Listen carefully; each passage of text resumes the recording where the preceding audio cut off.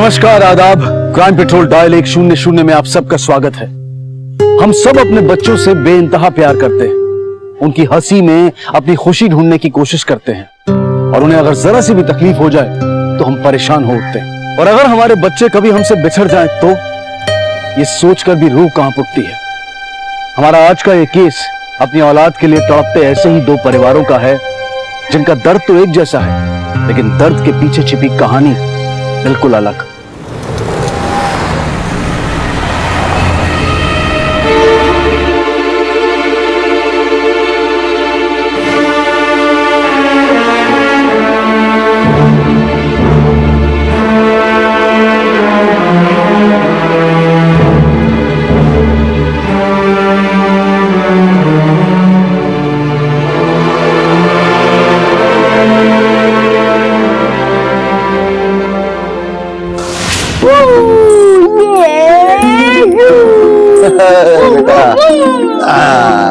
देखो अब्बू, मेरी ऑटो कितनी तेज है। मैं भी आपकी तरह बड़ा होकर एक ऑटो ड्राइवर बनूंगा। अरे नहीं नहीं बेटा, तू बड़ा होके बहुत बड़ा अफसर बनेगा। ठीक है अब्बू, जैसा आप कहो।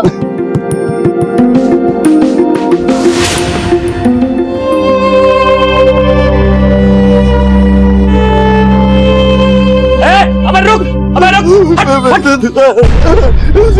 अबे बार मैं पोस्टर फाड़ता हूँ और तू बार आगे लगा देता है। अबे परेशान कर दिया तूने। देखिए मेरी बात सुनिए, ऐसा मत कीजिए। देखिए 3 महीने हो गए बच्चे को खोए हुए, अल्लाह जाने किस हालत में होगी। अबे 3 महीने हो गया, अब नहीं मिला तो अब क्या मिलेगा? साहब आते हैं तो हम पे चिल्लाते हैं, कहीं मरा गया होगा, समझे? ऐसा मत कीजिए, सुनिए देखिए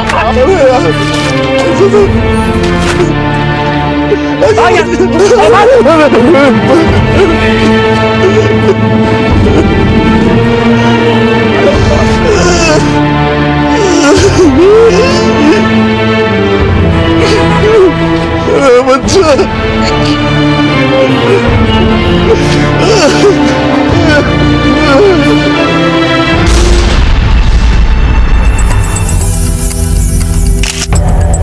इधर एक दरवाजा है, पीछे से भी जरूर कोई रास्ता होगा।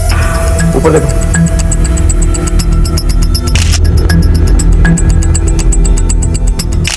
पेट और पीठ दोनों पे वार है। सर ऊपर कुछ नहीं। अंदर देखो। क्या हो गया? मेरी बच्ची कहाँ चली गई मुझे छोड़ के? मेरी बच्ची कहाँ चली गई? मेरी बच्ची ला दो मुझे, मेरी बच्ची ला दो। कहाँ चली गई मुझे छोड़ के? हम 4 दिन के लिए बाहर गए थे, कल सुबह वापस लौटने वाले थे, लेकिन हम आज ही आ गए। अभी करीब 9 बजे और आकर देखा कि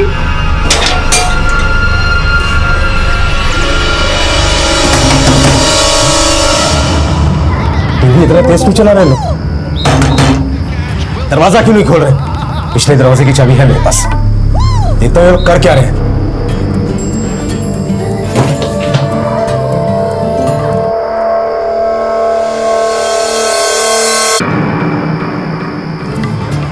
शाजिया, तेरे अब्बू को गए हुए 5 मिनट हो गए, दरवाजा भी नहीं खोला अभी तक। क्या कर रहे होंगे अंदर? अम्मी नहीं पता।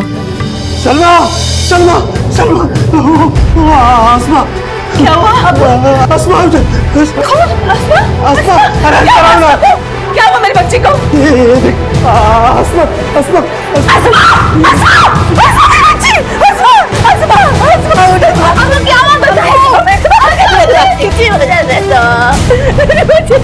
दो माता पिताओं ने अपने बच्चों को खोया था।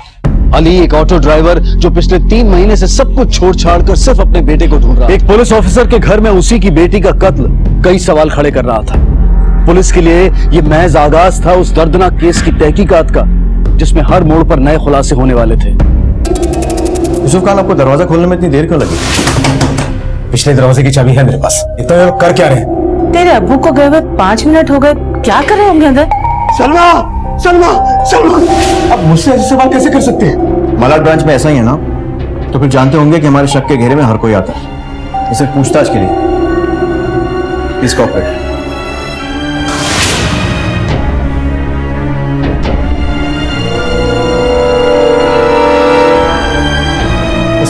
आसमा, और जब मैं घर के अंदर आया तो देखा मेरी बेटी की लाश खून में लपट पड़ी हुई। घर से कुछ चोरी हुआ?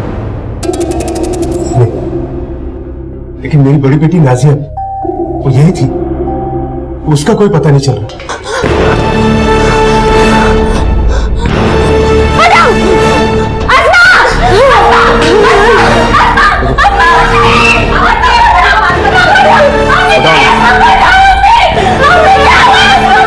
नाजिया, जब ये सब हुआ तुम यहीं थी? जी सर, क्या हुआ था? तकरीबन 8 बजे और उसमें घर में ही थे, वो ऊपर के कमरे में थी जब मुझे नीचे से चीखने की आवाज सुनाई दी। मैंने नीचे आके देखा और भाग गई।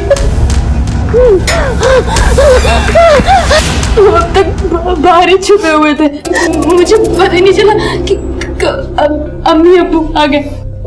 वो तो हमने सायरन की आवाज सुनी और आगे देखा तो पुलिस की वैन खड़ी थी। तब जाके हमें हिम्मत आई अंदर आने की। कौन था वो? बता कौन था वो? यूसुफ खान, ना तो ये आपका एरिया है और ना ही ये आपका केस है। जो भी पूछताछ करनी है हम करेंगे, प्लीज। नाजिया इधर आओ, लेकर आइए।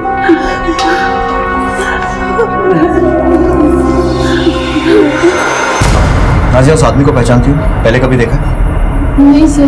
जब तुम डर के बाहर भागी तो आस पड़ोस में क्यों नहीं गई? शोर क्यों नहीं मचाया या फिर किसी की मदद क्यों नहीं की? सर मैं इतना डर गई थी कि मुझे कुछ समझ ही नहीं आया कि क्या करूं। मेरे दिमाग ने काम करना बंद कर दिया था, इसलिए मैं बाहर भाग गई। आसमा का कोई खास दोस्त है? मतलब किसी लड़के से कोई अफेयर वगैरह? नहीं सर, वो बिल्कुल ऐसी नहीं थी सर। ठीक है, जाओ। स्केच आर्टिस्ट को बुलवा कर नाजिया से पूछताछ करके उस आदमी का स्केच तैयार करो। सर, घर की अच्छी तरह से तलाशी लो, देखो और कुछ मिलता है क्या। सर, अक्रम, पता नहीं क्यों मुझे लग रहा है कि ये नाजिया कुछ छुपा रही है। और सर इनके मुताबिक घर से कुछ चोरी भी नहीं हुआ है। मतलब एक कातिल कत्ल करने के इरादे से ही घर आया। ऐसा करो, अस्मा और नाजिया के साथ साथ घर के बाकी लोगों के कॉल रिकॉर्ड भी निकालो। पता तो करें इसकी बातों में कितनी सच्चाई है। और आस पड़ोस में पूछताछ करो पूरे परिवार के बारे में, खासकर अस्मा के। सर, कोई दर्द नहीं है ये मेरे बच्चे के दर्द के आगे। अली भाई, बस एक बार आप बता दीजिए किसने मारा है आपको, हम सब जाके फोड़ के आएंगे। नहीं नहीं भाई, मुझे किसी से कोई बदला नहीं चाहिए। मुझे बस मेरा बच्चा चाहिए और कुछ नहीं चाहिए। आप परेशान न हो, अल्लाह ने चाहा तो आपका बच्चा जल्दी मिल जाएगा। देखिए, मैंने तो अपने ऑटो पे चांद की तस्वीर लगा रखी है, आप ये पोस्टर मुझे दे दीजिए। मुंबई में बाकी ऑटो वाले जो मेरे दोस्त हैं, सबके ऑटो पे ये पोस्टर लगा देंगे। आपका चांद जल्दी मिल जाएगा, आप परेशान न हो। अल्लाह तुम्हारा भला करे।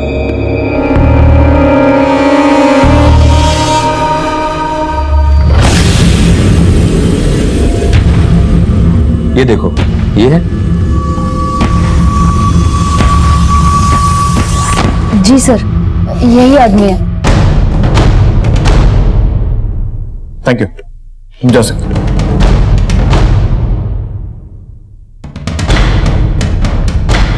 सर, ये लड़की ने जो डिस्क्राइब किया है, मुझे लगता है कि ये श्योर नहीं कि इसने क्या देखा है। आई मीन टू से कि जो स्केच मैंने बनाया है, it could be A fake sketch. फिर भी हम कोई चांस नहीं ले सकते। Thank you Manish. Thank you sir. Akram, sketch को हर जगह सर्कुलेट करो, खासकर खबरियों में। पता करो किसी ने कुछ देखा है क्या। कहीं ऐसा तो नहीं है कि ये लड़की हमें गुमराह करने के लिए झूठ बोल रही है। लेकिन सर, नाजिया अपनी बहन के कत्ल के केस में झूठ क्यों बोले? सर, जिस वक्त एक कत्ल हुआ, घर में सिर्फ नाजिया और अस्मा थी। हो सकता है कि इस खून में नाजिया का ही हाथ हो, उसने खून किया हो या करवाया हो सकता है और नहीं भी, लेकिन फिलहाल यकीन के साथ कुछ नहीं कह सकते। लेकिन इतना तो साफ है कि नाजिया की बातों में पूरी तरह से सच्चाई नहीं है। हमें सबूतों को फिर से बारीकी से देखना होगा।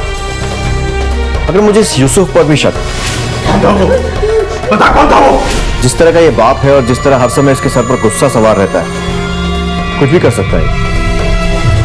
मोहल्ले के लोगों से पूछताछ करो इस हादसे के बारे में और यूसुफ और उसके परिवार की सारी इंफॉर्मेशन निकालो। सर।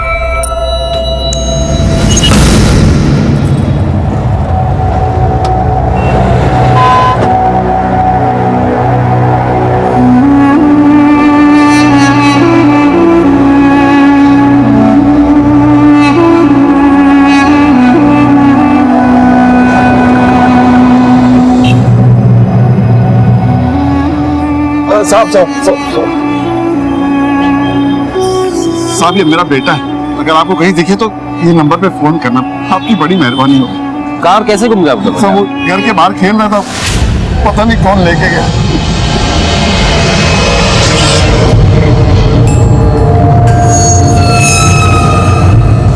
ठीक है,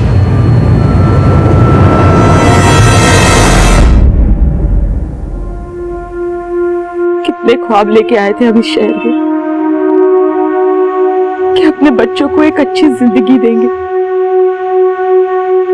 शहर ने तो हमारी दुनिया ही तबाह कर दी। अम्मी हम तो यहाँ आ गए पर गांव के चांद तारे वही छोड़े। देखो ना यहाँ शहर में एक भी तारा नजर नहीं आता। तो कोई बात नहीं, क्योंकि हम तो हमारी आंखों का तारा अपने साथ लेके आए हैं। अरे ये माँ बेटे दोनों क्या देख रहे हैं आसमान में? हाँ? कुछ नहीं, अपना चांद चांद को देख रहा है। वो चांद? अरे उस चांद से अच्छा तो हमारा चांद है। वो तो है ही। हमारा एक बेटा खो गया और दूसरा पता नहीं क्या करता रहता है। कहाँ है आदिल? अंदर सो रहा है। आदिल, ए बाबू, वो कॉलेज नहीं जाना है? ए बेटा, सूरज सर पे आ गया है और तू अभी तक सो रहा है।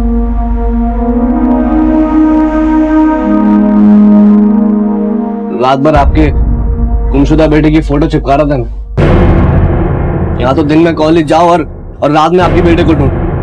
मैं तो खामे का पैदा हो गया हूँ ना, मेरी कोई लाइफ ही नहीं। बेटा कैसी बात कर रहा है? चांद तेरा भाई है, हमारा बेटा है। और मैं भी तो आपका बेटा हूं ना, लेकिन आप लोगों को चांद के अलावा कुछ नजर नहीं आता। अब तो शायद आप लोगों को मेरी कदर उस दिन होगी जिस दिन मैं भी गायब हो जाऊंगा। आदिल ऐसा अम्मी रहने दो, पहले आप लोग चांद की सोच से बाहर तो आओ। आदिल,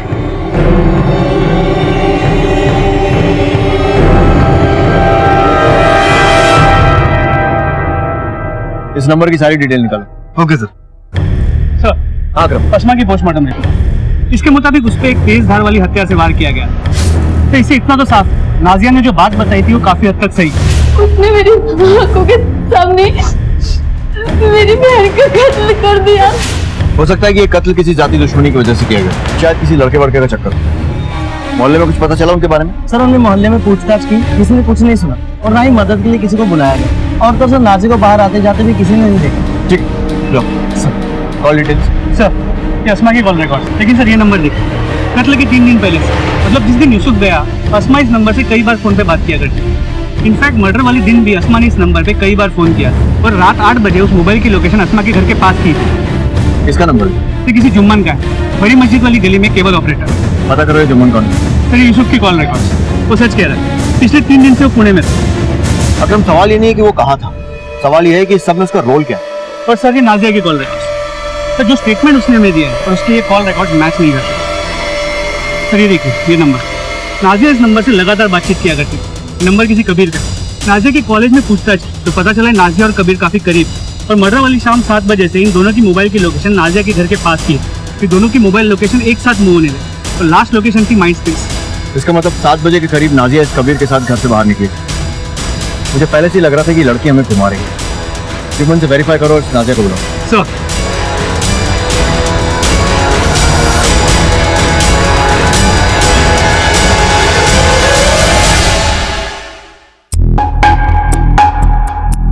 तुम किसी अस्मा नाम के लड़की को जानते हो? जी, बहुत प्यारी बच्ची थी और सुना है कि उसका कत्ल हुआ है। लेकिन आप ये सब उसके बारे में मेरे से क्यों पूछ रहे हैं? पिछले कुछ दिनों में अस्मा के नंबर से आपके नंबर में कई बार फोन किया गया, क्यों? अस्मा बेटिया मुझे फोन करके अपनी मनपसंद फिल्म लगाने को कह रही थी, क्योंकि यूसुफ साहब को अपनी बच्चियों का फिल्में देखना, टीवी देखना कतई पसंद नहीं था। इसलिए अक्सर मुझे वो फोन करके अपनी पसंद की फिल्म लगाने को कह रही थी। कल रात तुम उसके घर के पास गए थे? पास नहीं साहब, मैं तो उनके घर पे ही गया था। हेलो जुम्मन चाचा, हाँ बेटा, हम ना टीवी देख रहे थे और केबल ही बंद हो गया। अगर अब्बू को पता चला ना तो कल सुबह आकर ना वो हमारी तबीयत खराब कर देंगे। आप प्लीज आकर ठीक कर दीजिए ना। ठीक है बेटा, बस 8 बजे दुकान बंद करके हम आ जाएंगे। तो करीब 8 बजे मैं वहां गया था और केबल कनेक्शन ठीक करके मैं वापस आ गया। उस वक्त आसमा बिटिया घर पे अकेली थी। और अस्मा घर में ही थे। जो स्केच तुमने बनवाया था वो झूठा है। तुमने कहा था कि अस्मा के कत्ल की रात तुम अपने घर में थी। लेकिन जुम्मन ने बताया कि तुम घर में नहीं थी और तुम्हारे कॉल रिकॉर्ड पे यही कह रहे हैं कि तुम उस वक्त कहीं और थी।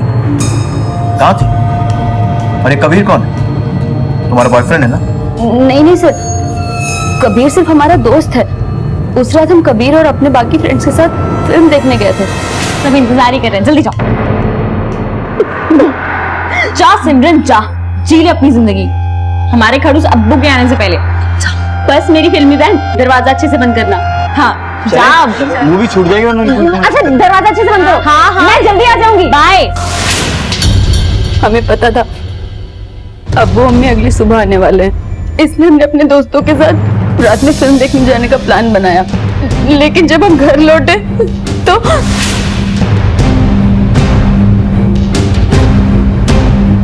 हटो,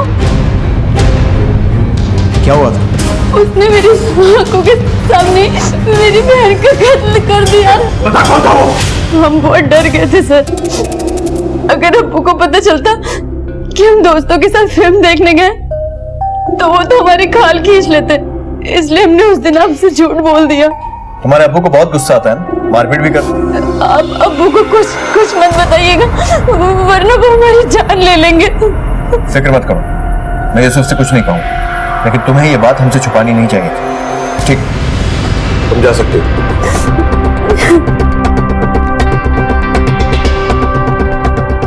इस यूसुफ के बारे में और पता करो, इस पर मेरा शक गहरा होता जा रहा है। जी सर। मार डालो, इसे भी मार डालो, मुझे भी मार डालो, हम सबको मार डालो, जिस तरह से आपने अस्मा को मारा था।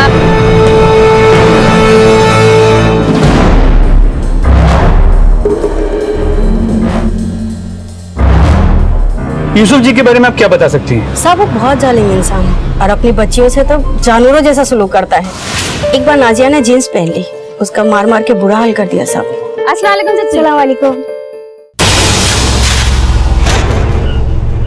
यही सिखाया मैंने तुझे? सारी दुनिया के सामने जींस शर्ट पहनकर अपने बदन की नुमाइश करेगी तू? नहीं अब्बू चल मैं बताता हूँ तुझे। नहीं मैं बताता हूँ तुझे। अब्बू सुनिए तो, आज मैं देखता हूँ। चल अब्बू सुनिए तो। कौन करता है साहब ऐसा अपनी बच्चियों के साथ? अपनी बेटियों के साथ, अपनी पत्नी के साथ बात बाद में करता था, पहले हाथ उठाता था।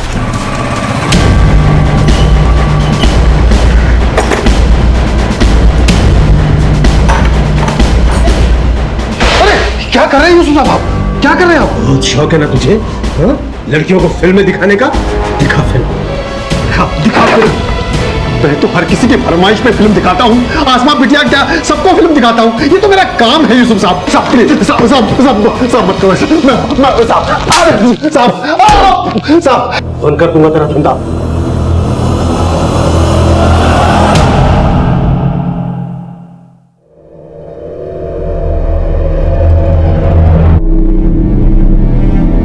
उस फाइल को मेरे केबिन में भी। तुम चलो मैं आता हूं। अली तुम रोज रोज यहां पर क्यों आते हो? तुम्हारे बेटे को खोए हुए 3 महीने हो चुके हैं। पुलिस अपनी तरफ से पूरी खोजबीन कर रही है। अगर तुम्हारे बेटे के बारे में कुछ भी पता चला तो मैं तुम्हें खुद बता दूंगा। नहीं साहब, मुझे आपके काम पर कोई शक नहीं है, लेकिन मैं क्या करूं, मुझसे रहा नहीं जाता। मैं इसलिए यहाँ चला था। साहब आप मेरे बच्चे को जल्दी ढूंढ दीजिए साहब, बड़ी मेहरबानी होगी।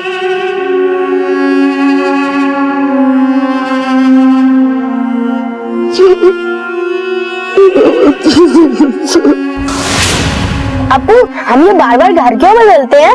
बेटा ये अपना असली घर थोड़ी ना है, अपना असली घर तो गांव में है। और वैसे भी ये शहर रास नहीं है बेटा।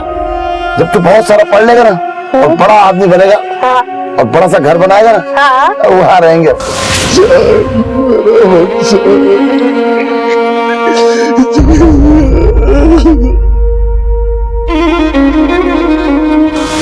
तू हाथ मत लगा, मैं कर रही हूँ ना। पकड़, मैं नीचे से ठीक करती हूँ। अब खोल अंदर। अरे ऐसे नहीं, फिर खराब कर दिया तूने। अरे अब इतना कसम तैयार नहीं हुई तू। नाज़िया आपा, हमसे ये सब नहीं होगा। हमसे ना ये साड़ी वाड़ी नहीं पहनी जाएगी। अरे मेरी शहजादी, यहाँ तो तेरी मदद करने के लिए तेरी आपा है, और निकाह के बाद वहाँ तेरी मदद कौन करेगा? हमने कहा कि बार जीन्स पहनेंगे, स्कर्ट्स पहनेंगे, सब कुछ पहनेंगे। और हमारा हस्बैंड ना हमें सब कुछ करने देगा। आपके हस्बैंड की तरह नहीं कि पैर की एक उंगली तक दिख जाए तो जान को आफत मचा देते हैं।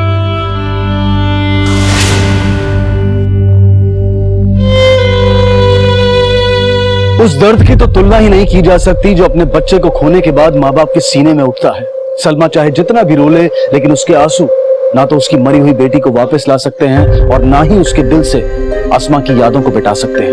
और अली, वो तो अपने बेटे को ढूंढते ढूंढते खुद को भुला चुका था और रेशमा के लिए अपने प्यारे बेटे चांद की गुमशुदगी का दर्द बर्दाश्त के बाहर था। अली और उसका परिवार 3 महीनों से अपने बेटे चांद को ढूंढ रहा था। क्या इनकी ये कोशिश रंग लाएगी? क्या वो चांद से कभी दोबारा मिल पाएंगे?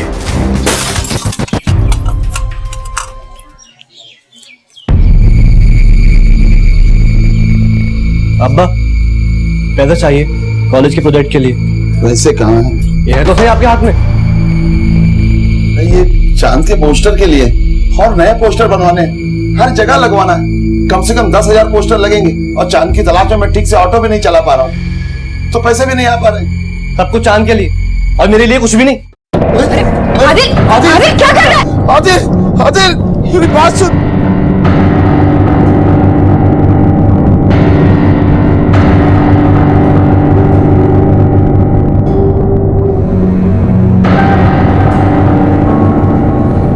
संभालिए अपने आप को।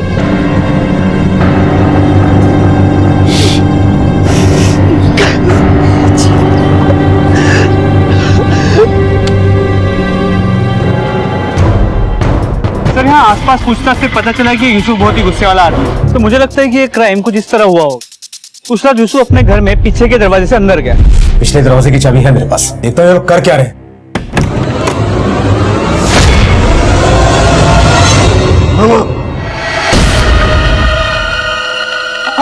अब्बू, तुम्हारी गैर मौजूदगी में ये करती हो तुम?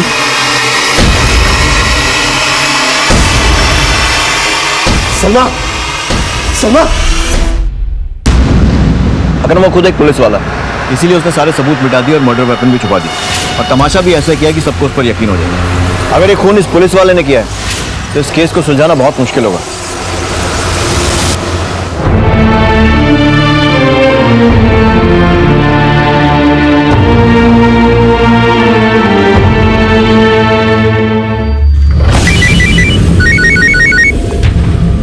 हाँ यूसुफ, अभी मैंने घर चेक किया तो पता चला कि घर के सारे गहने गायब।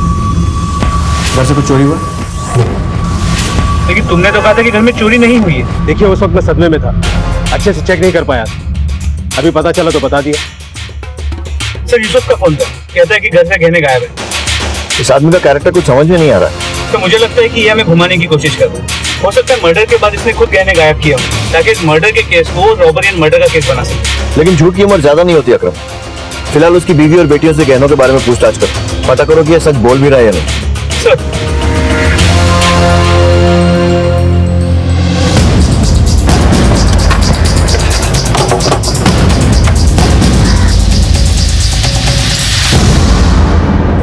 गहनों की चोरी के बारे में आप लोगों से बात करनी थी कि वाकई वारदात के दिन गहनों की चोरी हुई थी।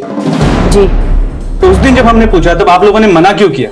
सर, हम सब इस हालत में नहीं थे कि चेक कर पाए गहनों की चोरी हुई है या नहीं। तो आज देखने का कैसे सोचा? जी, असल में उन्होंने कहा कि मैं उन्हें सारे गहने दे दूं लॉकर में रखने के लिए। जो मैं शादी में गहने पहन कर गई थी वो तो मैंने उन्हें दे दिए, बाकी के गहने जब मैं लेने गई तो देखा सब गायब थे। क्या इन दिनों ऐसा कुछ हुआ था जिसकी वजह से यूसुफ को अस्मा पे गुस्सा आया? नहीं सर, अस्मा कभी ऐसा कुछ करती ही नहीं थी। सर, उसे पढ़ने और खाना बनाने के अलावा सिर्फ एक ही शौक था, फिल्में देखने का, और वो भी वो अब्बू की गैरहाजिरी में ही देखती थी। अल्लाह के लिए मेरी बच्ची को इंसाफ दिला दीजिए। कांदीवली पुलिस को यूसुफ पर पूरा शक था कि उसने ही गुस्से में अपनी बेटी की जान ली, लेकिन अपने शक को पुख्ता करने के लिए उनके पास सबूतों की कमी थी और यूसुफ अपनी बेगुनाही के बयान पर अड़ा हुआ था और धीरे धीरे एक एक इंफॉर्मेशन पुलिस को दे रहा था। उधर अली ने अपने बेटे को खोजने में कोई कसर नहीं छोड़ी थी। ऐसी कोई जगह नहीं थी जहां वो अपने बेटे को ढूंढने न गया हो।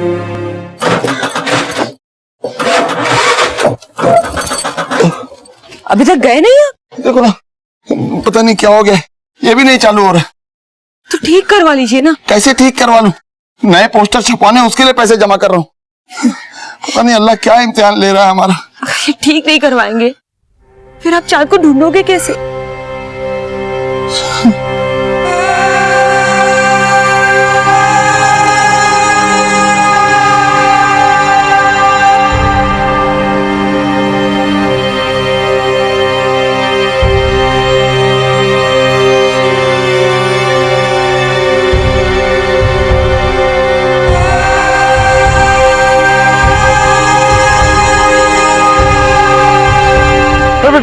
बेटा तुमने चांद को देखा है क्या?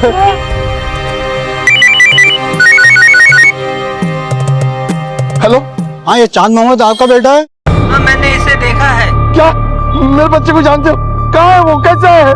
आप ऐसा करो कल 50,000 लेके शाम को 4 बजे शास्त्री पार्क के पीछे आ जाओ। 50,000? हाँ, जिनके पास आपका बच्चा है वो बहुत खतरनाक आदमी है, वो 50,000 से कम में मानेंगे नहीं। हाँ मैं 4 बजे आ जाऊंगा। सर मुझे नहीं लगता कांदी वाली पुलिस मेरी बेटी के केस को सॉल्व कर पाएगी। सर प्लीज उस केस को अपने मलाड पुलिस स्टेशन में शिफ्ट करवा लीजिए। नहीं यूसुफ, मैं इसमें कुछ नहीं कर सकता। मैं तुम्हारी भावनाओं को अच्छी तरह से समझ रहा हूँ, लेकिन ये हमारे नियमों के खिलाफ है। वैसे कांदी वाली पुलिस की टीम अच्छे से काम कर रही है। आई एम सॉरी, मैं कुछ नहीं कर सकता। You can understand. जी सर, मैं समझ रहा हूँ। 10, 20, 30, ये 40, ये 50 हो गए ना पूरे 50। अब्बू आप यहाँ हो तो ऑटो कहाँ है? वो मैंने भेज दिया। चांद को वापस लाने के लिए 50,000 रुपए की जरूरत थी। आप पागल हो गए क्या? अच्छा खासा ऑटो बेच दिया, आज ऑटो बेचा है, कल मुझे बेच देना, परसों कल बेच देना। ऐसा क्यों सोच रहे हो? आपका बेटा के चांद ही है, मैं नहीं हूँ आप क्या? अरे पर आदिल बात तो सुन। अच्छा खासा ऑटो बेच दिया, दिमाग खराब हो गया दोनों का। आदिल बात सुन। आदिल ऐसा क्यों सोच रहा है तुम? सुन तो सही आदिल। रेशमा जाने दे, जब चांद वापस आ जाएगा ना तो अपने भाई को देख के खुश हो जाएगा वो। तू काम कर, एक रुमाल ला के दे इसको, ले जा।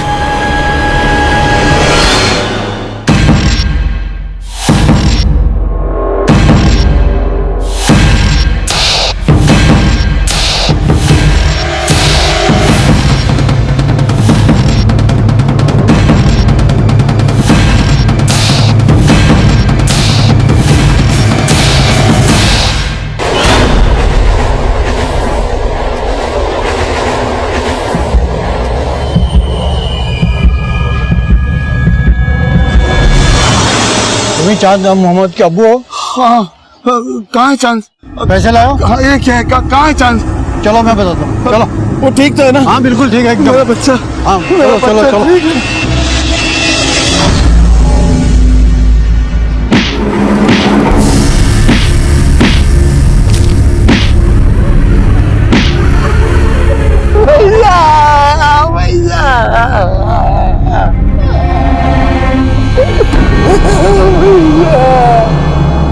सर इसने मेरी बच्ची का कत्ल किया है। किस बच्चे ने? फिर 1 साल पहले इस लड़के का बड़ा भाई आदिल मेरी बच्ची के पीछे पड़ा हुआ था। ओए चलते हैं। सर एक रात जब मेरी बच्ची ट्यूशन से वापस लौट रही थी तो उस लड़के आदिल ने मेरी बच्ची को फूल देने की हिम्मत की। सर उस ऑटो वाले और उसके लड़के को लाइन पे लाना जरूरी था, इसलिए मैं उनके घर गया।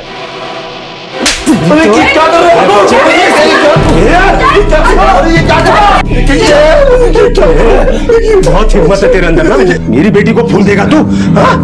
कल की कल मुंबई शहर खाली करो, बोरिया बिस्तर बांध के यहाँ से। सर इस पोस्टर का मतलब यह है कि वो लोग मुंबई में ही। तो मुझे पक्का यकीन कि मेरी आसमा का कत्ल या तो उस लड़के आदिल ने किया है या फिर उसके बाप ने। लेकिन तुम्हारी तो 3 बेटियां हैं और उनके चक्कर में तुमने कई सारे लड़कों के साथ मारपीट की। हो सकता है उनमें से कोई हो सकता है सर, बहुत से लड़के हैं जो मेरे हाथों पिट चुके हैं। पर आजकल के लड़कों को दूसरा कोई काम धंधा तो है नहीं, बस प्यार का झंडा लेकर निकल पड़ते। इसीलिए मैं अपनी बच्चियों पर सख्ती करता हूं कि मैं नहीं चाहता कि किसी आवारा लड़के के चक्कर में पड़कर वो अपनी जिंदगी खराब करे। सर बहुत सारे लड़के हैं जिनके दिमाग ठिकाने लगाए मैंने, लेकिन उस लड़के आदिल में कोई बात थी, उसकी आंखों में एक आग थी। जिन जिन लड़कों से पंगा लिया है तुमने उन सबकी डिटेल्स चाहिए मुझे। सर आइए। सर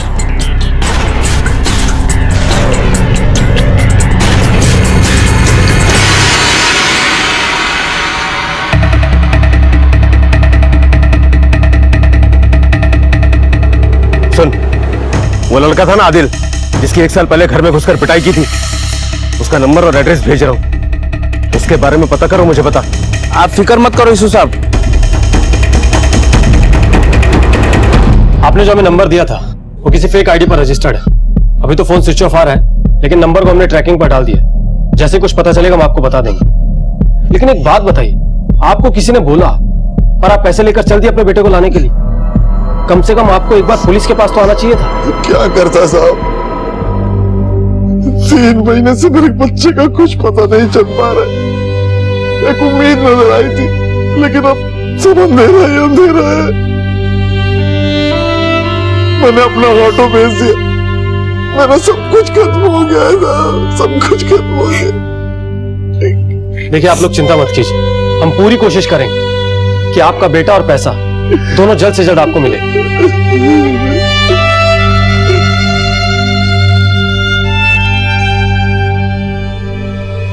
ये वो सारे लड़कों के नाम हैं जो तुम्हारे अब्बू ने हमें दिए।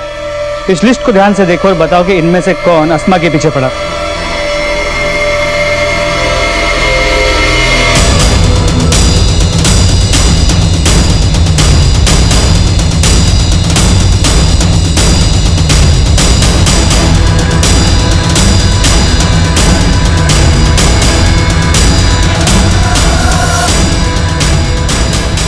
हमारे अब्बू को सबसे ज्यादा शक इस आदिल पर है, और तुमने इसका नाम टिक ही नहीं किया, क्यों?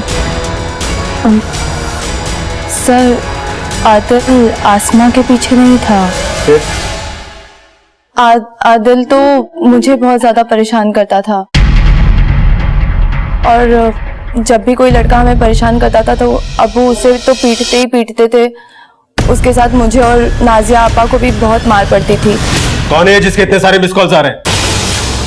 और ये कार्ड किसने भेजे तुम्हें? अब्बू हमें नहीं पता। हमारे बैग में कॉलेज में किसी ने डाल दिए थे, और ये जो सारे कॉल्स है ना, ये हमारी टीचर ने की। अब्बू बस अस्मा को ही नहीं मारते थे, इसीलिए अक्सर वो हम दोनों की गलती का इल्जाम अपने सर पर ले लिया करती थी। आदिल और अस्मा का कोई लेना देना नहीं था सर, और जब अब्बू ने आदिल के घर वालों को और आदिल को पीटा, उसके बाद तो आदिल ने अपना कॉलेज भी छोड़ दिया था। करीबन 1 साल से मैंने आदिल को देखा भी नहीं है।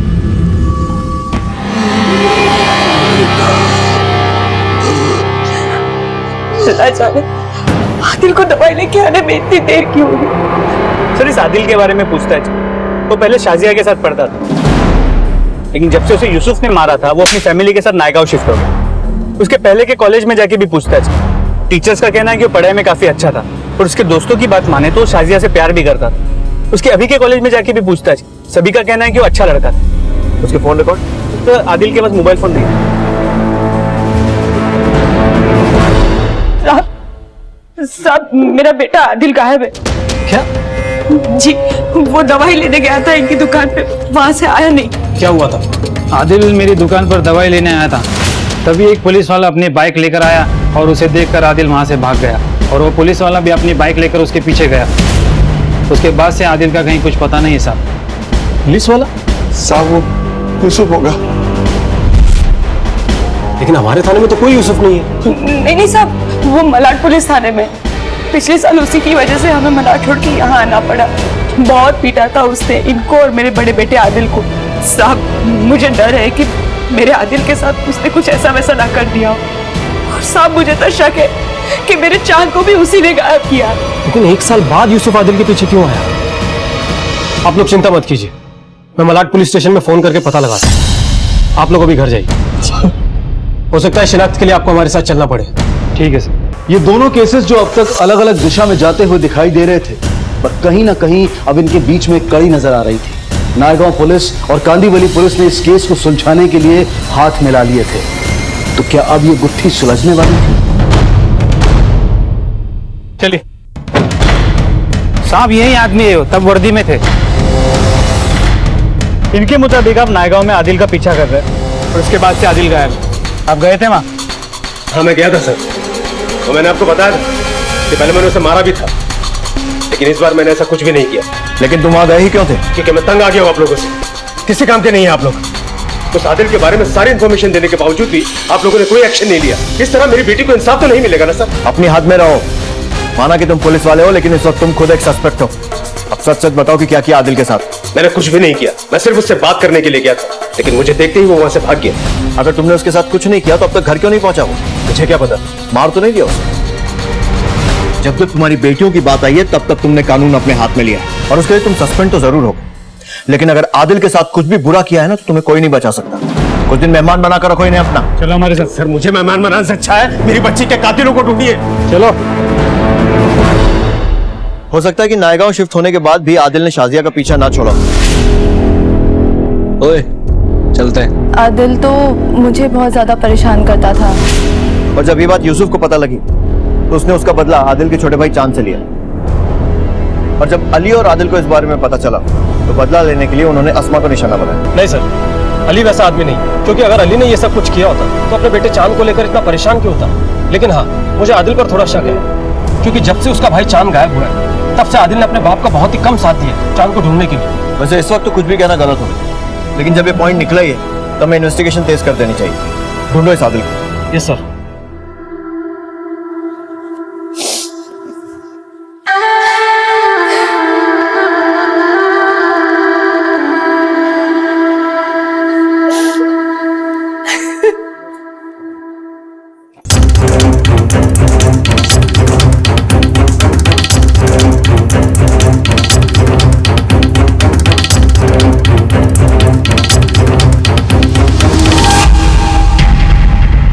हमें पता चला है कि तुम शादी में जाना ही नहीं चाहती थी और आखिरी वक्त में तुमने अपना फैसला बदला।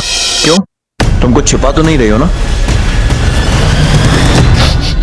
सर, ये सब कुछ मेरी वजह से हुआ है। सर, मेरी मिली ज्वेलरी शॉप पे कोई चोरी के गहने बेचने आया। लगता है इस केस की सारी परतें एक करके खुल रही हैं। क्या पता करो।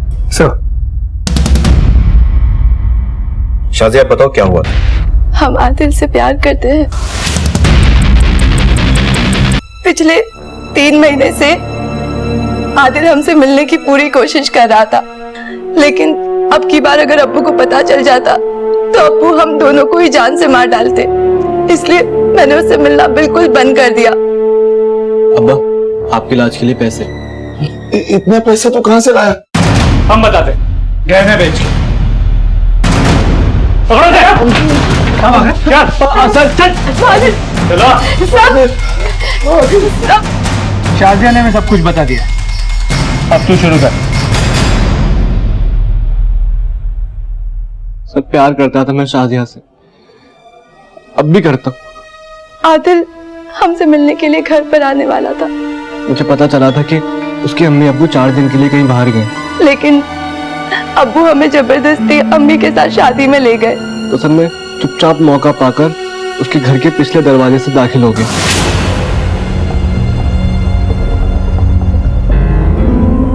शादिया, बताओ कौन कौन, बताओ ना।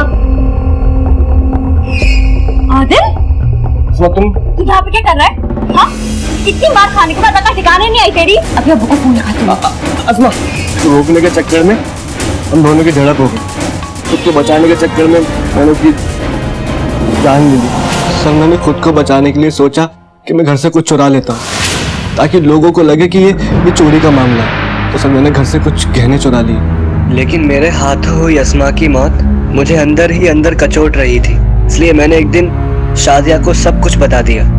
अस्मा के मिलने के बाद हमने सोचा आदिल को भी जेल हो जाती तो उसके परिवार वालों का क्या होता, और अगर अब्बू को पता चल जाता तो अब्बू तो मुझे जिंदा जमीन में गाड़ देते। इसलिए मैं चुप रही। मुझे नहीं पता था सर ये सब कुछ हो जाएगा। हम किसी और के गुनाहों की सजा हमारे अब्बू को नहीं दिलवा सकते। तूने ना सिर्फ अस्मा की जान ली है, बल्कि अपने अम्मी अब्बू को भी जीते जी मार दिया है। अगर तुम पहले ही अपने और आदिल के बारे में सबको बता देती तो शायद ये सब नहीं होता और आसमा आज जिंदा होती। तुम्हें पता था कि तुम्हारी बहन का कातिल कौन है, फिर भी तुमने किसी से कुछ नहीं कहा, चुप रही, और इसलिए अब कानून की नजर में तुम भी गुनाहगार हो।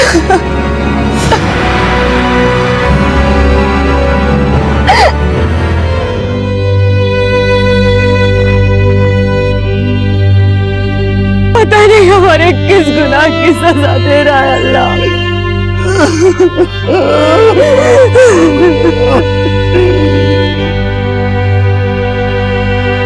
वो आज भी अपने बेटे को ढूंढ रहा है और हम सब भी यही उम्मीद करते हैं कि अली को उसका चांद जल्द मिल जाए। शायद इतना सब कुछ ना होता और अस्मा की जान ना जाती अगर यूसुफ ने अपने और अपनी बेटियों के बीच डर की मजबूत दीवार न बनाई होती। ज्यादा सख्ती और ज्यादा छूट दोनों ही बच्चों के लिए गलत है। माता पिता को बच्चों के लिए बीच का रास्ता चुनना होगा जहां बच्चे सुरक्षित भी रहें और अपनी बात बताने के लिए स्वतंत्र भी। देखते हैं हमारे आज के एपिसोड की दूसरी कहानी।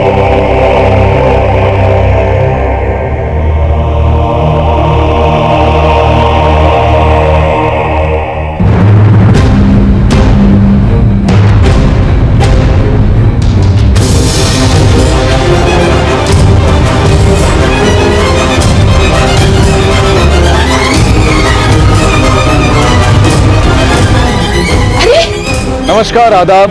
क्राइम पेट्रोल डायल 100 में आप सबका स्वागत है। कहते हैं कि जब हमारे पास अधिकार आते हैं तो उसके साथ साथ हमारी जिम्मेदारियां भी बढ़ जाती हैं। लेकिन कुछ लोग अपने इस अधिकार को अहंकार समझ बैठते हैं और अहंकार अक्सर विनाश का कारण बनता है। आज की कहानी महाराष्ट्र के पुणे शहर की ऐसी दिल दहला देने वाली कहानी है जहां दुश्मनी, लालच और रिश्तों की उलझी हुई डोर ने पुलिस को उलझा कर रख दिया।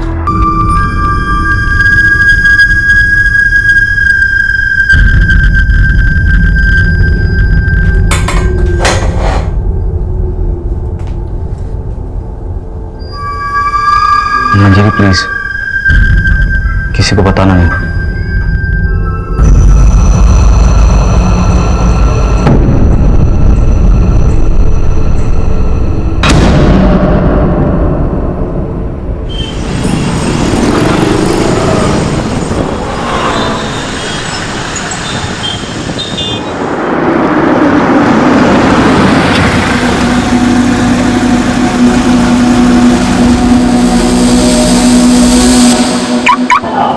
Good morning.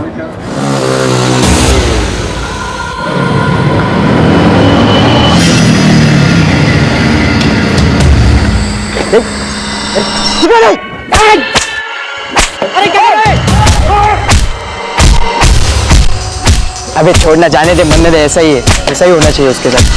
क्या कर रहा है?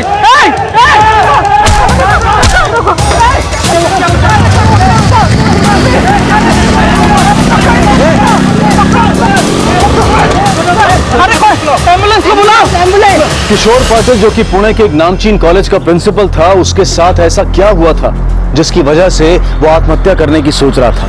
आखिर उसने अपने छोटे भाई की बीवी मंजरी से इस बात को गुप्त रखने के लिए क्यों कहा था? मंजरी प्लीज, किसी को बताना नहीं। और इस सब के बाद उस पर एक जानलेवा हमला भी होता है।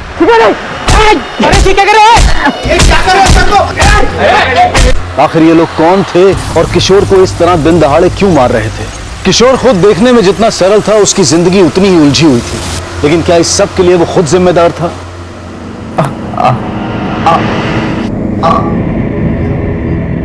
नर्स, बाकी का ब्लड वगैरह अच्छे से क्लीन कर देना। ओके। Hello ma'am. किशोर कैसा है? हाँ, ट्रीटमेंट चला रहा है। डॉक्टर साहब, डॉक्टर साहब, मेरा बेटा किशोर कैसा है? He is fine. आप जरा प्लीज। Okay ma'am. डॉक्टर साहब, इसके बारे में किसी को पता नहीं चलना चाहिए। देखिए, हमें लीगल फॉर्मेलिटीज तो करनी पड़ेगी। उन पर हमला हुआ है, इट्स अ पुलिस केस। नहीं, पुलिस को इन्वॉल्व करने की कोई जरूरत नहीं है। बात का बतंगड़ बना देंगे वो। अटैक कॉलेज के अंदर हुआ है, कॉलेज के रेपुटेशन का सवाल है। पर हम ऐसा नहीं कर सकते, इट्स अ क्रिमिनल केस। आपको जितने पैसे चाहिए मिल जाएंगे। देखिए डॉक्टर साहब, मैं पुलिस के उलझन में नहीं फंसना चाहती हूँ। आप बस इलाज कीजिए, दैट्स ऑल।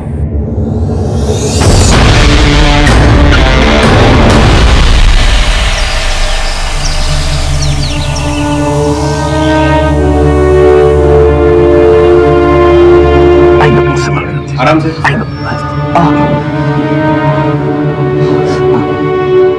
चलते sir. Thank you, thank you. Kishore दादा पंगे क्यों लेते रहते उन स्टूडेंट से? बघ जरा बघ केवढं मारलंय तुला। ये तो अच्छा हुआ कि ये देशपांडे सर और साळुंके सर तुम्हें बचाने आए। ये तो पता नहीं जान भी ले लेते। लेकिन हमें कैसे पता कि वो स्टूडेंट्स ही थे या कोई और? मुझे लगता है हमें पुलिस में कंप्लेन कर देनी चाहिए। तुम्हें किसी ने बोला अपना दिमाग चलाने? अपने काम से काम रखो, और अगर कोई काम नहीं है ना तो जाओ किसी शॉपिंग मॉल या फिर मूवी थिएटर में जाके ऐश करो। आणि मोठी मला सांगणारी।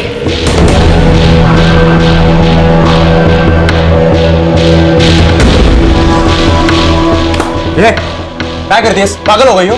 तो कौड़ी की हैसियत है नहीं तुम्हारी और मुझे जलील करते हो। तो क्या करूं? आरती उतारूं? अरे जितनी इज्जत देता हूं ना उतनी भी बहुत है। तुम क्या इज्जत दोगे? खुद की तो कोई औकात है नहीं और मुझे मेरी औकात दिखाने चले। बस इसी चीज का इंतजार था मुझे। अब मैं चुप बैठने वाली नहीं, देखो क्या करती हो। क्या करशील? ये भूल मत कि हम दोनों एक ही फंदे में फंसे हुए हैं, तुम्हारे बाप और मेरे आई की वजह से। कुछ करने का सोचना भी मत। कोई तुम्हारा सपोर्ट नहीं करेगा, तुम्हारा बाप भी नहीं। तो भलाई इसी में है कि हम दोनों इसी फंदे में बंधे रहकर अपनी जिंदगी अपने अपने तरीके से जिए और अपने काम से काम रखें।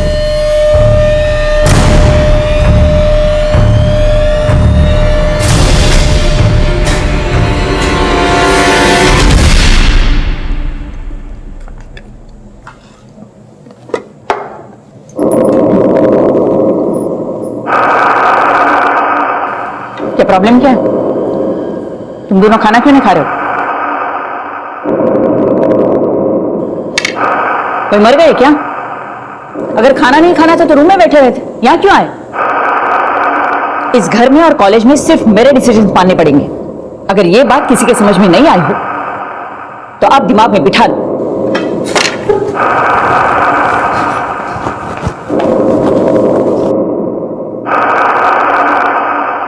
ये कॉलेज बरसों पहले रेनू पाटिल के पति सत्यजीत पाटिल ने शुरू किया था और जल्द ही इस कॉलेज की गिनती शहर के अच्छे कॉलेजेस में होने लगी थी।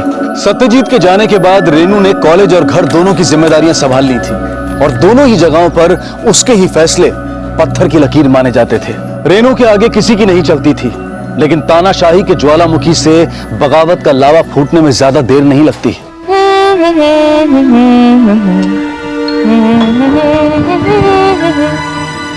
अरे वाह, चांगला मूड दिसतोय तुझा। कोई नया बॉयफ्रेंड मिला क्या? मूड तो तुम्हारा भी बहुत अच्छा लग रहा है और होगा भी क्यों नहीं। तुम्हारी रिंग मास्टर जो नहीं है घर पे, विपस्सना करने गई है सासू माँ। हे देवा, उन्हें अक्ल देना कि वो हमेशा के लिए वहीं रह जाए ताकि हम सबका पीछा तो छूटे। तुझा माहिती नहीं मला, लेकिन मैं मेरी आई से बहुत प्यार करता हूँ। प्यार? और उस औरत के साथ? तुम कितना भी अच्छा बनने की कोशिश कर लो सौरभ, लेकिन तुम भी अच्छे से जानते हो कि इस घर में मैं तो क्या, उनकी कोई इज्जत नहीं करता। बस सब डरते हैं उनसे। बड़े आए अपनी आई से प्यार करने वाले।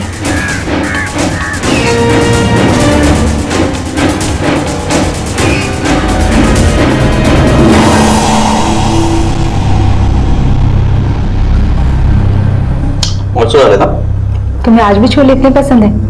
तुम्हें आज भी मेरी पसंद और नापसंद याद है? तुम्हारे हाथों का स्वाद वैसे के वैसा है। इतने सालों बाद उस दिन जब तुम्हारा फोन आया तो मैं कैसे रिएक्ट करूं मुझे समझ में नहीं आ रहा था। I was surprise. तुम आज भी मेरा इंतजार करो।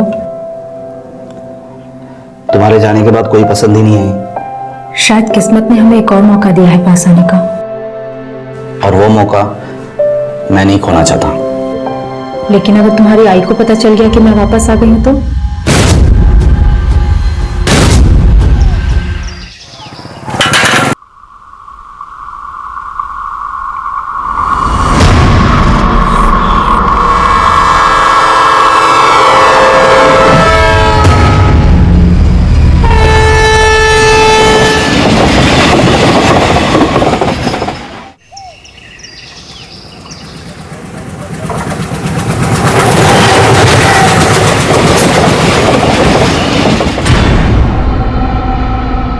सर, लाश के पास हमें ऐसी कोई चीज नहीं मिली है जिससे हम उसकी पहचान कर सकें। लेकिन इस औरत के कपड़े से लग रहा है जरूर ये अच्छी फैमिली से। कहीं ये ट्रेन से तो नहीं गिर गई? सर, कहीं ये सुसाइड का मामला तो नहीं? लेकिन अभी कुछ नहीं कहा जा सकता है। ना इसका यहाँ मोबाइल मिला है, ना पर्स, ना ज्वेलरी, और ना उसके बॉडी से कोई ऐसी चीज मिली है जिससे आइडेंटिफाई हो। हाँ सर। लाश को पोस्टमार्टम के लिए ले जाओ और सिटी पुलिस को इन्फॉर्म करो इसके बारे में। जी सर।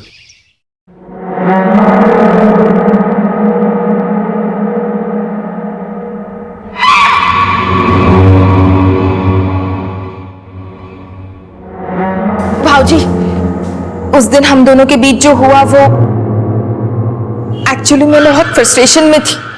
आप प्लीज मुझे इग्नोर मत कीजिए, मैं वैसे ही बहुत शर्मिंदा हूं। मंजीरी, मुझे पता है तुम्हारी शादीशुदा जिंदगी उतनी अच्छी नहीं चल रही है, हर उम्र की एक जरूरत होती है, पर ये सब आई को कैसे समझाए? उस दिन हमें देखकर पता नहीं उसने क्या क्या सोचा होगा। So please be careful. Kishore दादा, इंदौर के विपश्यना सेंटर से कॉल आया था। आई अब तक वहां पे पहुंची नहीं है। क्या? अरे 5 दिन हो चुके हैं आई को जाके। आई ने कहा था कि वहां पे मोबाइल अलाउड नहीं है, इसलिए मैंने कॉल नहीं किया।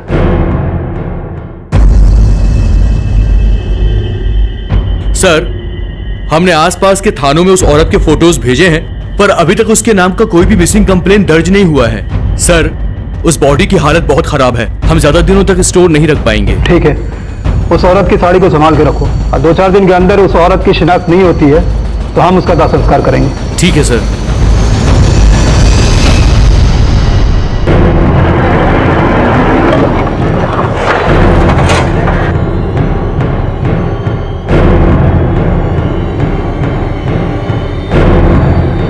सर, आई को इंदौर के लिए निकले हुए 5 दिन हो चुके हैं। अगर वो विपश्यना सेंटर नहीं पहुंची तो आखिर गई कहां? साहब, उस रात हमने मैडम को स्टेशन पर ही छोड़ा था।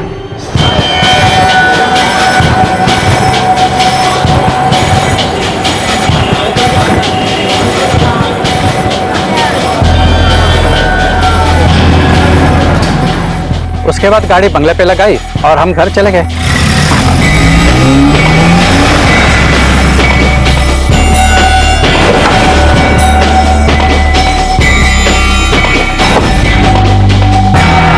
क्या आपकी मैडम को किसी का फोन आया था? मेरा मतलब रेनू जी की फोन पे किसी से कोई ऐसी बातचीत हुई हो या कहा सुनी हुई है? साहब, इतना ध्यान नहीं दिया क्योंकि पहले ही घर से निकलने में देर हो चुकी थी और ऊपर से मैडम गाड़ी तेज चलाने के लिए बोल रही थी। क्या ऐसा हो सकता है कि रेनू जी अपनी मर्जी से कहीं चली गई हो? नहीं सर, बिल्कुल नहीं। उन्हें कभी कहीं जाना होता तो हमें बता के जाती।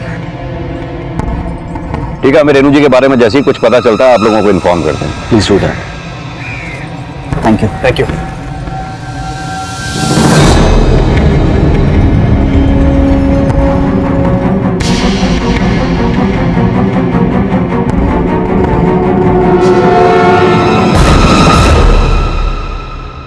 सर, रेनू जी की फोन लोकेशन और कॉल रिकॉर्ड। जिस रात रेनू जी की ट्रेन थी, ठीक उसी रात करीब 10 बजे उनका फोन स्विच ऑफ हो गया था। और सर, उनके फोन की लास्ट लोकेशन पुणे जंक्शन की थी। सर, मैंने उनका फोन नंबर और IMEI नंबर ट्रैकिंग पे डाल दिया है। शिंदे, फौरन रेलवे डिपार्टमेंट से कांटेक्ट करो। जिस ट्रेन से रेनू जी जाने वाली थी उस ट्रेन के सभी पैसेंजर्स की लिस्ट मंगवाओ।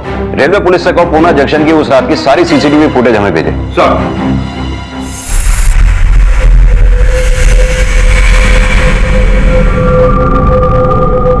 चलो अच्छा है, घर का एक टेंशन तो कम हुआ। काश वो कभी वापस ही ना आए ताकि हम सब सुख शांति से रह पाए।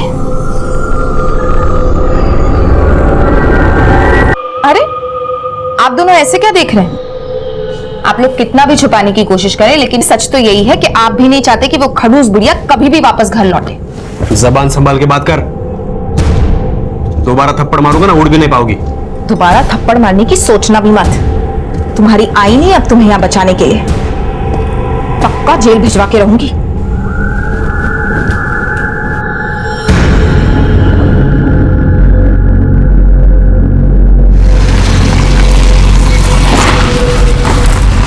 सर, जिस ट्रेन से रेनू जी जाने वाली थी उस ट्रेन की पैसेंजर्स लिस्ट मैंने चेक की।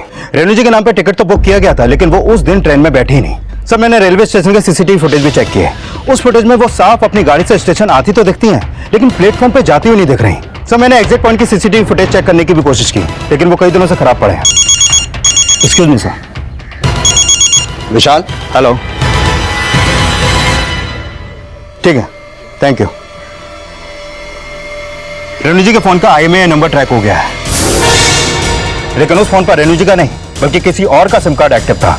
फोन की एग्जैक्ट लोकेशन भी ट्रेस हो गई है, मनमाड़ की है। मनमाड़? ये रेनू जी का फोन मनमाड़ पहुंचा कैसे? रेनू के फोन के IMEI नंबर को ट्रेस करते हुए पुलिस का रुख मनमाड़ की तरफ हुआ, लेकिन पुलिस के लिए बड़ा सवाल था कि आखिर रेनू का फोन मनमाड़ कैसे पहुंचा। पुलिस फौरन मनमाड़ में उस जगह पर पहुंची जहां रेनू का फोन एक्टिव हुआ था।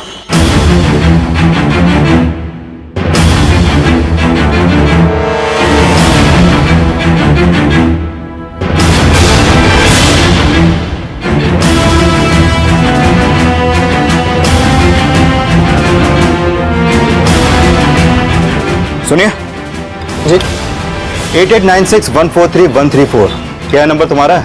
नहीं सर, मेरा नंबर नहीं है, लेकिन बात क्या है सर? इस IMEI नंबर का फोन है तुम्हारे पास? जी सर, मैं चेक करके बताऊँ।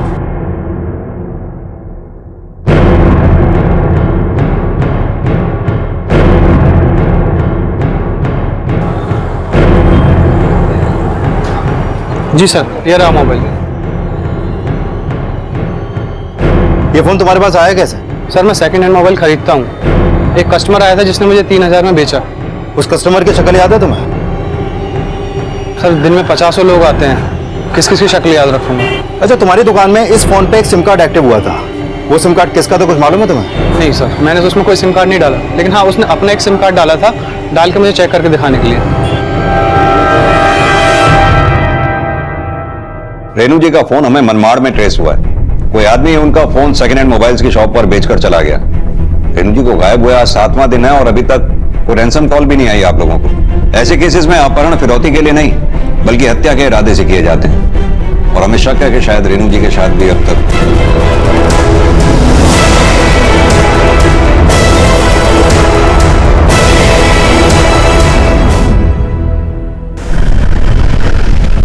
एक तरफ जहां पुणे पुलिस अब भी रेनू को तलाशने में लगी थी, वहीं दूसरी तरफ मनमाड़ पुलिस ने रेनू का अंतिम संस्कार भी कर दिया था।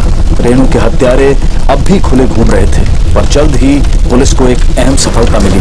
सर, मनमाड़ रेलवे पुलिस से एक इन्फॉर्मेशन आई है। जिस रात रेनू जी की इंदौर के लिए ट्रेन थी, ठीक उसके अगले दिन उन्हें रेलवे ट्रैक पे एक लाश मिली थी। उसकी डिस्क्रिप्शन रेनू जी से मैच करती है। तो लाश के साथ और कुछ भी नहीं था सर। कंफर्मेशन के लिए मैंने उन्हें फोटो भेज दिया सर। रेनू जी को गायब हुए 7 दिन हो चुके हैं और अब तक उनकी कोई खबर नहीं है। मुझे स्ट्रॉन्ग डाउट है जो ये लाश मिली है ये रेनू जी की ही होगी। और यही शक जब मैंने रेनू जी के परिवार के सामने जताया तो उनका कोई खास एक्सप्रेशन ही नहीं था। हमें शक है शायद रेनू जी की भी अब तक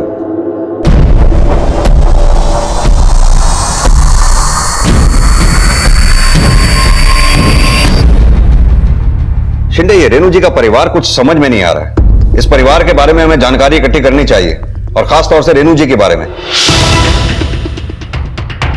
वो किस तरह की औरत थी, उनकी किस किस से जमती थी, किससे नहीं जमती थी, दुश्मन कौन कौन थे, सब कुछ। Sir, excuse me sir. Hello, ठीक है, थैंक यू सर। रेनू जी के फोन में जिस शख्स का नंबर एक्टिव था उसका पता चल गया है।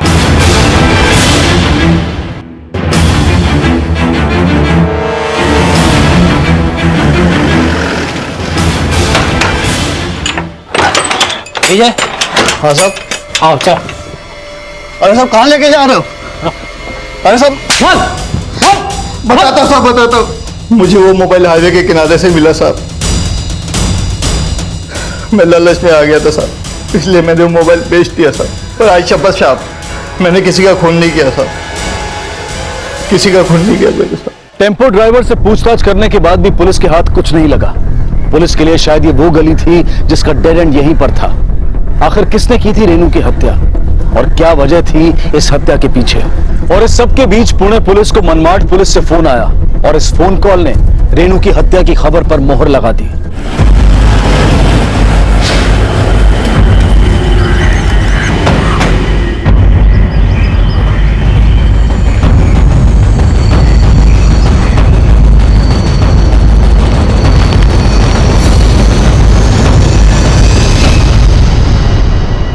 हाँ सर, ये मेरे आई की साड़ी है, उस दिन यही पहनी थी उसने। मनमाड़ में रेलवे पुलिस को आपकी आई की डेड बॉडी रेलवे ट्रैक पर मिली।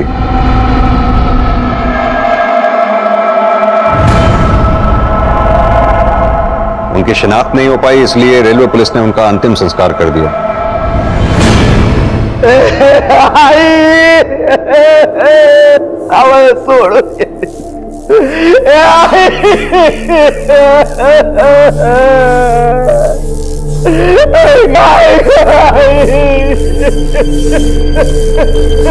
संभालिए अपने आप को।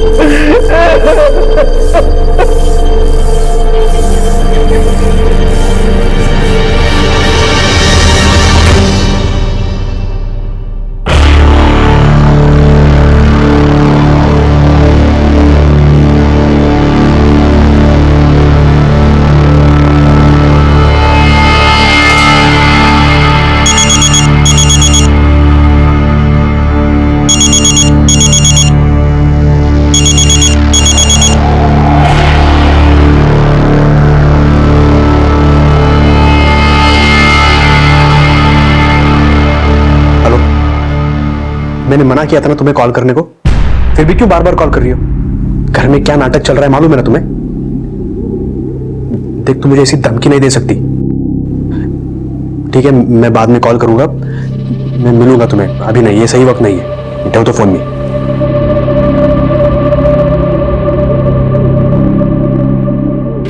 सर, ये रेणु जी की पोस्टमार्टम रिपोर्ट, इस रिपोर्ट के मुताबिक उनकी मौत ट्रेन के नीचे आकर कटने की वजह से हुई थी। लेकिन सर, इस रिपोर्ट में एक सरप्राइजिंग बात सामने आई है। क्या? मरने से पहले रेणु जी के सर पे किसी भारी चीज से वार किया गया था और मरने से कुछ घंटे पहले क्लोरोफॉर्म सुंघाकर उनको बेहोश भी किया गया था। लेकिन रेणु जी के साथ ऐसा किया किसने? कहीं ऐसा तो नहीं रेणु जी की मौत में उनके परिवार वालों का ही हाथ है? क्योंकि रेणु जी की मौत की खबर सुनकर मंजरी और सौरभ ज्यादा दुखी नजर नहीं आए। और रही बात किशोर की, वो अपनी मां की मौत की खबर सुनकर शायद कुछ ज्यादा ही ओवर रिएक्ट कर रहा है। इन सब पे नजर रखो शिंदे, ये सब दूध के धुले हुए नहीं है। एक काम करना, तुम कल कॉलेज जाकर पूछताछ करना, मैं उस ड्राइवर से दोबारा मिलूंगा। हो सकता है शायद वो घर के अंदर की ऐसी कोई बात जानता हो जो हमारे काम की हो। Sir,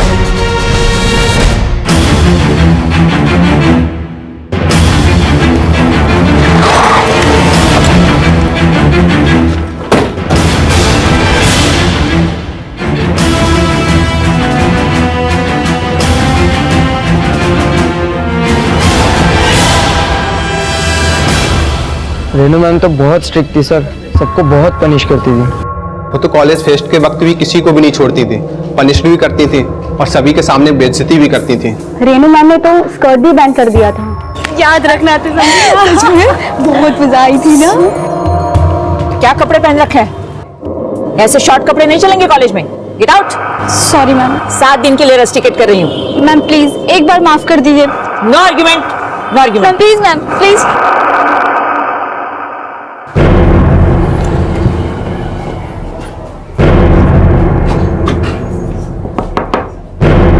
Ramnath ji sir. सोचा बेटे। तुमने अपनी मैडम रेणु जी को स्टेशन पे ठीक कितने बजे छोड़ा था? तुम ठीक 10 बजे साहब, 10:15 की मैडम की ट्रेन थी। उसके बाद जैसे मैंने आपको पहले कहा, मैडम की गाड़ी मैंने बंगले पे लगाई और सीधा अपने घर वापस आ गए।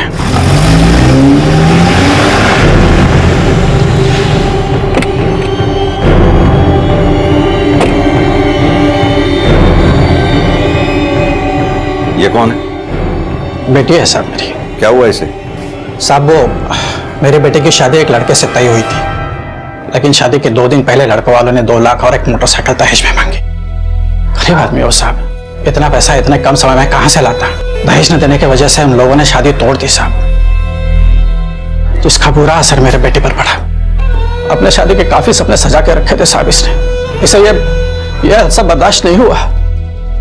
आत्महत्या करने की कोशिश की इसने। मरी तो नहीं, लेकिन इसकी जिंदगी बहुत से बदतर हो गई है साहब। तब से लेकर आज तक इसी हाल में जी रही है वो।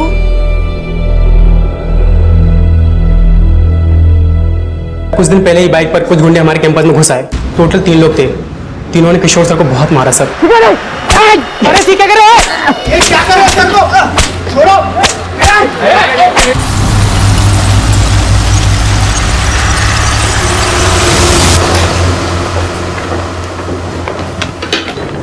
ये क्या है? देखो तो खोल के। कॉलेज में जूनियर प्रोफेसर की job. Thank you so much Kishore. Don't thank me, you deserve it. Kishore ji, हमें आपसे कुछ बात करनी है।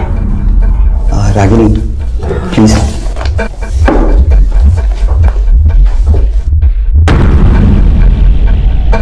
हमें पता चला है कि अभी कुछ दिन पहले आप पर जानलेवा हमला हुआ था। इस बारे में आपने पुलिस में कंप्लेंट क्यों नहीं की? नहीं सर, जानलेवा नहीं था, कुछ लोगों से हाथापाई हुई थी। मामला इतना बड़ा भी नहीं था जिसमें पुलिस को इन्वॉल्व कर पाए, इसलिए मैंने कंप्लेंट नहीं की। क्या लगता है आपको किसने किया होगा ये सब? क्या हो रहा है? जूनियर है तो कॉलेज का टूर करवा रहे थे सर। टूर करवा रहे थे? रैगिंग कर रहे थे तुम? सर रैगिंग मैं नहीं करता सर, मैं करता ही नहीं बिल्कुल। तुम्हें मालूम है ना कानूनन जुर्म है वो, पता है सर? पुलिस को फोन करता हूँ। नहीं सर, मैं रैगिंग कर ही नहीं रहा था सर। मैंने देखा नहीं। You are rusticated. किसी और कॉलेज में जाके अपना सिक्का चलाना। इस कॉलेज में तुम जैसे लोगों को एंट्री भी नहीं मिलेगी। किशोर, इसका कैरेक्टर सर्टिफिकेट बनाते समय इस इंसिडेंस को जरूर मेंशन करना। मैम प्लीज मुझे माफ कर दीजिए मैम, दोबारा मैं ऐसा नहीं करूंगा, मेरी जिंदगी बर्बाद हो जाएगी, प्लीज मैम। इनफ। मैम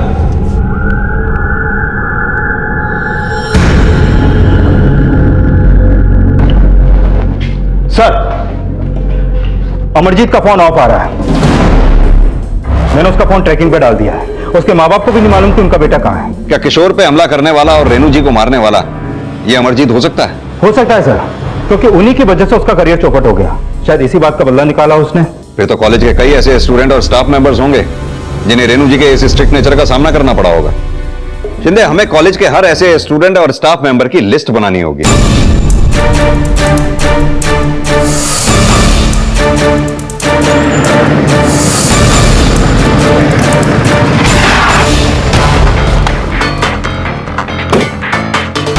बच्चों के साथ रेनू के बर्ताव और अमरजीत वाले एंगल ने इस केस में कुछ नए एंगल्स जोड़ दिए थे। पुलिस ने रेनू के परिवार के बारे में जब और पता लगाया तो कुछ और चौंकाने वाली बातें उनके सामने आई। सीनियर कॉलेज में तो काफी चौंकाने वाली बातें सामने आई हैं। सौरभ के यहाँ पर कई लड़कियों और टीचर्स के साथ अफेयर रह चुके हैं और कईयों को तो उसकी मां ने इसी वजह से कॉलेज से निकाला भी है। रेनू जी अक्सर सौरभ की इन हरकतों को छुपाने की कोशिश करती थी। सर, हमें यहाँ पर सौम्या नाम की एक टीचर के बारे में भी पता चला, जिसके साथ शायद इन दिनों सौरभ का चक्कर चल रहा है। आपका सौरभ के साथ क्या रिश्ता है? जी वो इस कॉलेज के ट्रस्टी हैं और मैं यहाँ पढ़ाती हूँ। बस इसी वजह से हमारी बातचीत होती रहती है। एक्चुअली काफी टाइम से मेरा प्रमोशन रुका हुआ है, तो बस इसी सिलसिले में इन दिनों कुछ ज्यादा बातचीत होती रहती है। शिंदे, परिवार वाले अपने आप को जितना दूध का दूल्हा दिखाते हैं उतने है नहीं। इनमें एक करैक्टर ऐसा है जो चुपचाप बैठा तमाशा देख रहा है। मंजरी? हाँ, मंजरी। पति के बाहर इतने चक्कर हैं, ऊपर से सास का टॉर्चर, एक ऐसी शादी जिसमें वो कभी रहना नहीं चाहती होगी। मुझे लगता है इन सब में उसी का हाथ।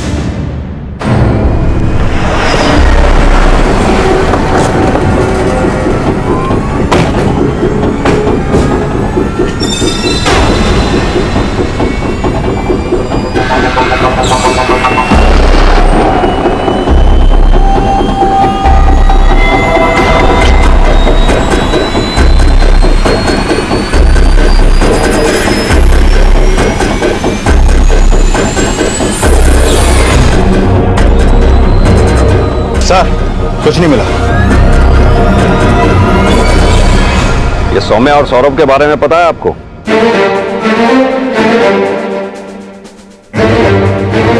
जी, मैं सौरभ के बारे में सब कुछ जानती हूँ। उसे अपने आसपास लड़कियों और औरतों का होना बहुत अच्छा लगता था। कई बार तो एक साथ उसकी 3-4 गर्लफ्रेंड्स होती है।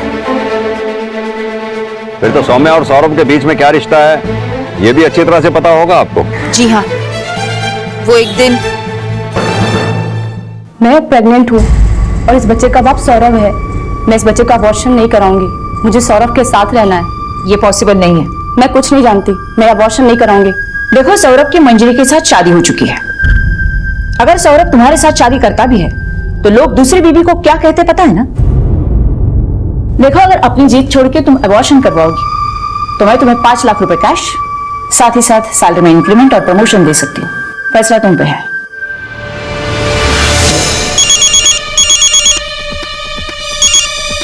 हेलो मंजरी, तुम्हारा पति मेरे होने वाले बच्चे का बाप बनने वाला है। क्या बकवास कर रही हो? कौन हो तुम? मैं कोई बकवास नहीं कर रही हूँ। अगर तुम्हें भरोसा नहीं है तो तुम खुद कॉलेज आकर अपनी सास से पूछ लो। तुम्हारी सास ने मुझे अबॉर्शन करने के लिए 5 लाख रुपए और सैलरी में इंक्रीमेंट देने का ऑफर किया है। तुम्हें जब इतना सब मिल रहा है तो मुझे क्यों फोन कर रही हो? तुम्हारे पति ने मुझे धोखा दिया है। उसने मेरी फीलिंग्स के साथ खेला है। तुम्हारी सास ने जो दिया वो मूल था। अब मैंने तुम्हें बताकर अपना ब्याज वसूल किया। सौरभ, मुझे तुम्हारे साथ नहीं रहना है। मुझे डिवोर्स चाहिए। अरे भाई, दिन में मैं किसी के भी साथ घूमूं, रात में तो तुम्हारे पास वापस आता हूं ना। ये कैसी बातें कर रहे हो तुम? और कितनी लड़कियों के साथ चक्कर है तुम्हारा? मेरी कोई वैल्यू नहीं है तुम्हारी लाइफ में। मुझे तुम्हारे साथ नहीं रहना है बस। मंजरी, डिवोर्स की कोई गरज नहीं है। तुम्हारे नाम के साथ हमारी इज्जत जुड़ी है, उस पर बिल्कुल आँच नहीं आनी चाहिए।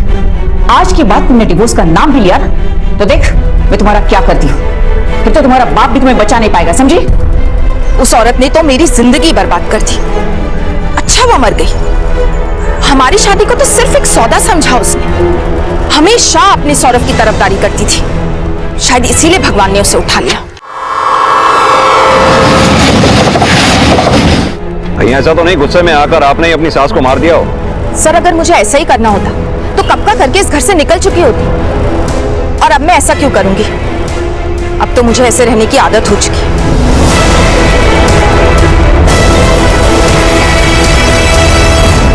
जो कुछ भी पुलिस को सौरभ के बारे में पता चला था वो काफी चौंका देने वाला था, लेकिन उससे भी ज्यादा चौंका देने वाली बात यह थी कि एक मां होकर भी रेनू सौरभ को सुधारने की बजाय उसकी गलतियों पर पर्दा डालने का काम करती थी। रेनू ने अपने स्वभाव के कारण अपने कई दुश्मन बना लिए थे। पुलिस इन्वेस्टिगेशन में ऐसे कई तथ्य सामने आए जिन पर रेनू ने झूठ की चादर डाल रखी थी और जो अब परत दर परत खुल रहे थे। और मंजरी के बयान से यह साफ था कि रेनू पाटिल अपने कॉलेज की प्रतिष्ठा को बचाने के लिए किसी भी हद तक जा सकती थी, फिर उसके लिए चाहे सच को छिपाने के लिए कोई भी कीमत क्यों न देनी पड़े। पर क्या मंजरी और किशोर के बीच का कोई सच अब भी छुपा हुआ था जो सामने आना बाकी था? बस कुछ ही दिनों की बात है मंजरी, सब कुछ ठीक हो जाएगा। जिंदगी हमें दूसरा मौका जरूर देगी। मुझे नहीं लगता मेरी तकदीर मुझे दूसरा मौका देगी।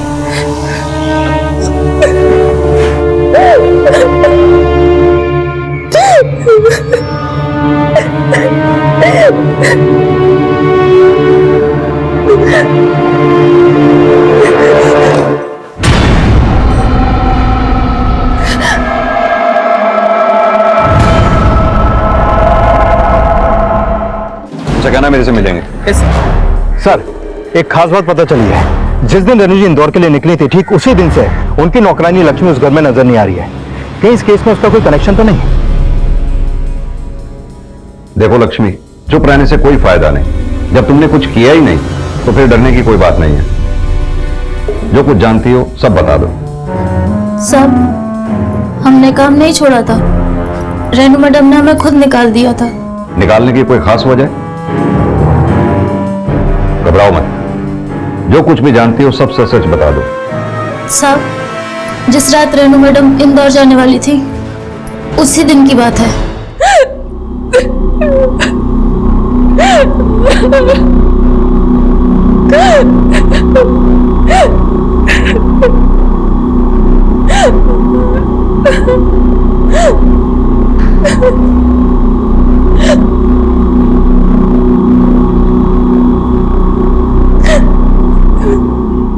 क्या हुआ मंजरी? देखो रोने से कुछ नहीं होने वाला, जो हुआ है उसे भूल जाओ और जो है उसे एक्सेप्ट करके आगे बढ़ो, समझी तुम?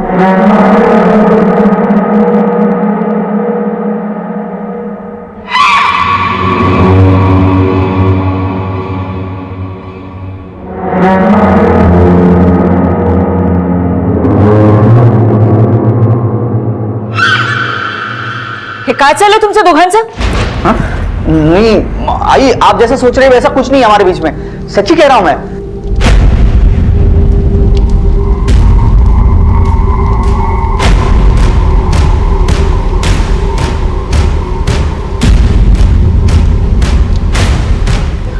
लक्ष्मी, है ये पैसे। कल से आने की जरूरत नहीं है। बिना काम किए पूरे 1 साल के पैसे मैं इसलिए दे रही हूं ताकि किसी के सामने तू मुंह ना खोले। अगर ऐसी कोशिश भी तूने की तो तू तो जानती है परिवार की इज्जत बचाने के लिए मैं कुछ भी कर सकती हूँ, समझी?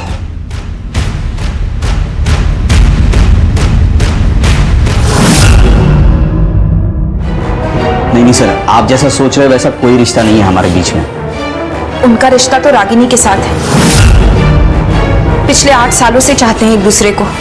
रागिनी आई नहीं चाहती थी कि हम एक हो, इसलिए मैंने रागिनी से कभी शादी नहीं की। पिछले 8 साल से हम एक दूसरे को चाहते हैं। रागिनी इस वक्त है कहाँ? अब तो रागिनी भी कॉलेज में जूनियर प्रोफेसर है सर। उस वक्त तो उन दोनों को अलग होना पड़ा था, पर अब आई रही नहीं तो शायद इस बार उन्हें अलग ना होना पड़े। ये रागिनी ने दोबारा कॉलेज कब ज्वाइन किया? यही कुछ 4-5 दिन हुए होंगे। यानी रेनू जी के जाते ही रागिनी की एंट्री।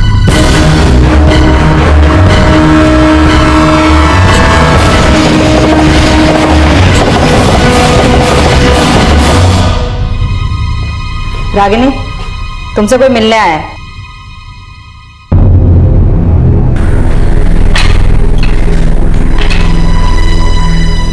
काहे केलस तू है रागिनी? अरे मैं खुद उस घर से निकलने की कोशिश कर रहा था ताकि तुम और मैं अलग से दुनिया बसा सके। तुम्हारी एक गलती की वजह से सब खत्म हो गया।